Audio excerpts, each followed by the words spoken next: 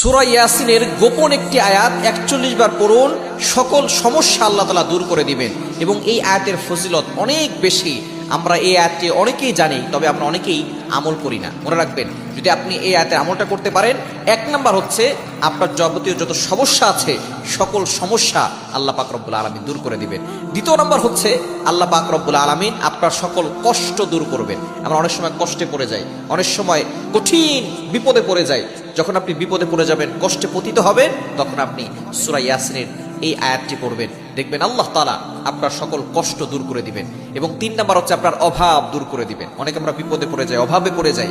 অভাব এমন একটা বিষয়, এই অভাব মানুষকে, দারিদ্রতা মানুষকে কাফের বানিয়ে দেয়, মানুষকে বড় ধরনের ক্ষতি করে ফেলে। এজন্য এই অভাব থেকে বাঁচার জন্য আপনি এই দোয়াটা পড়বেন। এবং সবচেয়ে গুরুত্বপূর্ণ একটা বিষয় হচ্ছে অসুস্থতা। সুস্থতা আর অসুস্থতা দুটাই আল্লাহর নিয়ামত, তবে সুস্থ থাকলে আপনি আল্লাহর ইবাদত করতে পারবেন। দুনিয়ার ভিতরে সবচেয়ে বড় নিয়ামতের নাম হচ্ছে সুস্থতার নিয়ামত। সুস্থ থাকলেই আপনি আল্লাহর ইবাদত করতে পারবেন।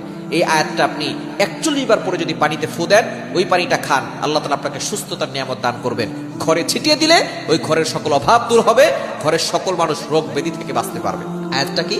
আয়াতটা হচ্ছে ২৩ নম্বর পারার ৩ নম্বর পৃষ্ঠার ৫ নম্বর লাইন, সূরা ইয়াসিনের ৫৮ নম্বর আয়াত। সালামুন কাওলাম মির রব্বির রহিম, সালামুন কাওলাম মির রব্বির রহিম। এই দোয়াটা কিন্তু আমরা সকলেই জানি, তাই না? এটা একটা দোয়া এবং পাশাপাশি কোরআনের একটি চমৎকার আয়াত, সূরা ইয়াসিনের ৫৮ নম্বর আয়াত।